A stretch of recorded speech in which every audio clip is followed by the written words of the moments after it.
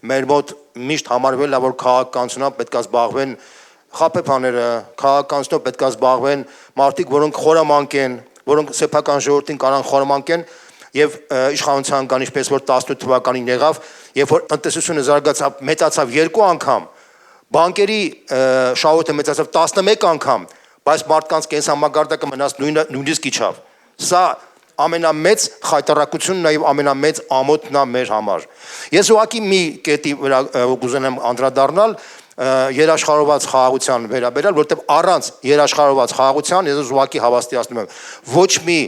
տնտեսական զարգացում չի լինի, մարդկանց կենսամակարդակի զարգացում չի լինի, մարդկանց սոցիալական բարեկեցություն չի լինի, որտեղ առանց երաշխարհված խաղաղության մենք Հայաստանը չի կարող լուրջ ապագա ունենալ։ Մինչև որ մարդը չի իմանա, որ իր երեխան որ գնում է բանակ ինքը պետք է ապահով լինի, այդ մարդը չի կարող ապահով ապրել։ Եվ այն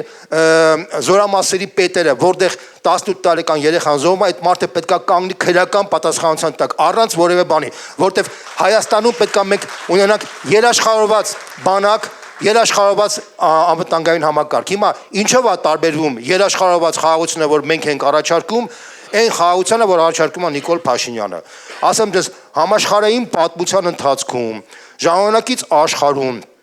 երկու ժողովուրդների միջև երկարատև այս հակամարտության արդյունքում չի եղել որևէ մի տեղ,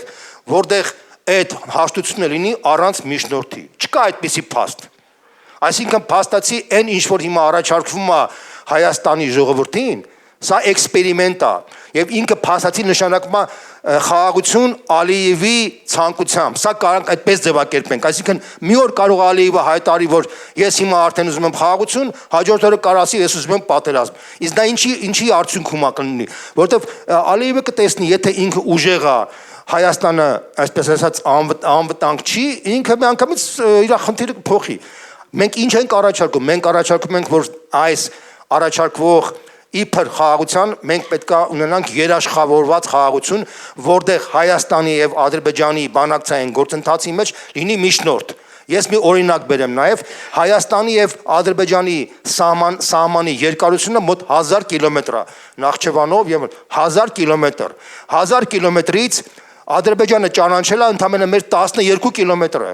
այն էլ Տաուշի մարզում Հայաստանի զիջումների արդյունքում 12 կիլոմետրը ճանաչել։ Այսինքն Ադրբեջանը դե ֆակտո Հայաստանի տարածքային ամբողջականությունը չի ճանաչում։ Սա իրականությունն է, որ դուք բոլորդ իմանաք, մարդիկ որ ասում են, թե Ադրբեջանը ճանաչում է,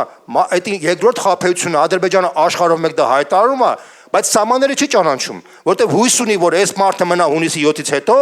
ինքը արդեն ամբողջական ինքը գրավի։ Սա շատ կարևոր վտանգավոր իրավիճակ է։ Հիմա միջնորդով կարող է միջնորդ դառնալ։ Ես ասեմ ձեզ անկախ նրանից թե մենք ոնց ենք վերաբերվում լավ թե վատ, բայց Հայաստանի եւ Ադրբեջանի սահմանների ամենաճշգրիտ քարտեզը ունի Խորհրդային Միության բանակի գլխավոր շտաբը։ Ուրիշ ոչ մի ուրիշ ինստիտուտ այդ ճշգրտությունը չունի։ Այսինքն միայն եւ միայն Խորհրդային Միության գլխավոր շտաբի քարտեզների հիման վրա է դա հնարավոր սահմանագծել եւ սահմանազատել ամբողջ սահմանները։ Ուրիշ կառույց չկա ուղղակիորեն, ցավոք սրտի։ Մեր դուր է գալիս, է դուր չի գալիս։ Այսինքն փաստացի կարելի ասել, որ գետնի վրա միակ երկիրը, որը կարող է այդ միջնորդի ֆունկցիան կատարի, այսօրվա դրությամբ դա Ռուսաստանն է, բայց մենք պետք է ամեն ինչ անենք, որ Ռուսաստանի հետ միասին միջնորդ ինստիտուտ ներդնելով այդ խնդիրը լուծելու արդյունքում առնվազն պետք է մենք ձգտենք, որ մինչև 100% մեր սահմանագծվի եւ սահմանազատվի եւ կոնկրետ մենք կարողանանք կոնկրետ սահմանը կառուցենք, ինչպես որ ունենք Թուրքիայի հետ սահմանը, ինչպես որ Իրանի հետ սահմանը։ Մենք պետք է կոնկրետ սահման ունենանք, որից հետո արդեն այդ ամենից հետո արդեն մենք պետք է մեր այդ համաձայնագիրը դնենք արդեն միջազգային հարթակներով, այսինքն այդ սահմանը ճանաչվելու այդ փաստաթուղթը, որ մենք Ռուսաստանի հետ կառուցենք, մենք կարծում եմ, որ դրանք կողջունեն նաև Եվրոմիությունը, կողջունեն նաև Միացյալ Նահանգները, որովհետև ես մի հատ ինֆորմացիա էլ ասեմ, որ ստույգ ինֆորմացիա է, այս տրիպի հետ կապված, երբ որ Վենսը հայտարարեց, որ Միացյալ Նահանգները մտադիր են ներդրումներ անել Հայաստանում եւ Հայաստանը դարձնել արհեստական բանականության կենտրոններից մեկը, ապա ես ասեմ, որ Միացյալ Նահանգների այն շրջանակները, որոնք պատրաստ են այդպիսի ներդրումներ անել, իրանք նշում են հետեւյալը, ասում են, որ մինչև որ կոնկրետ երաշխարհված խաղաղություն չլինի Հայաստանի եւ Ադրբեջանի միջև, մենք այդպիսի ներդրումներ չենք անի, որովհետև մենք փողը դնում ենք, պետքա երաշխիք ունենանք, որտեղ պատերազմ չի լինելու։ Այսինքն իրանք ասում են, որ մենք դեմ չենք, որ Ռուսաստանը այդ ֆունկցիան կատարի,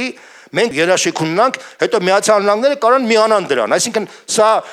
չի հակասում, այսպես ասած, այն պատկերացումներին, որ երաշխիքի ինստիտուտի առաջի փուլը կարող է կատարի Ռուսաստանը, հետո դրան կարան միանան նաև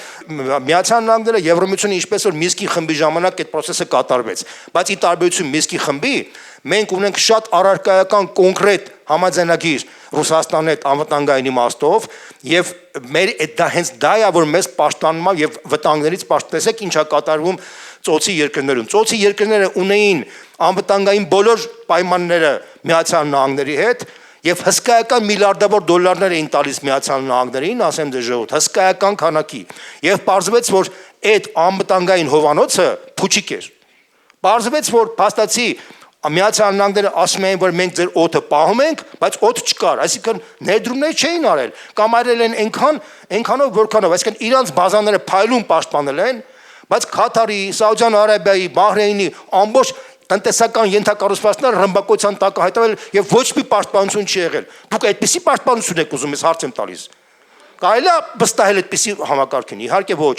բայց մենք կողմ ենք, որ Միացյալ Նահանգների հետ շարունակենք խաղաղ ոլորտներում իսկապես, որտեղ Միացյալ Նահանգների, այսպես ասած, Սիլիկոնային հովիտի ֆիլիալ կարող են դարձնել նաև Հայաստանում եւ խաղաղ միայն խաղաղ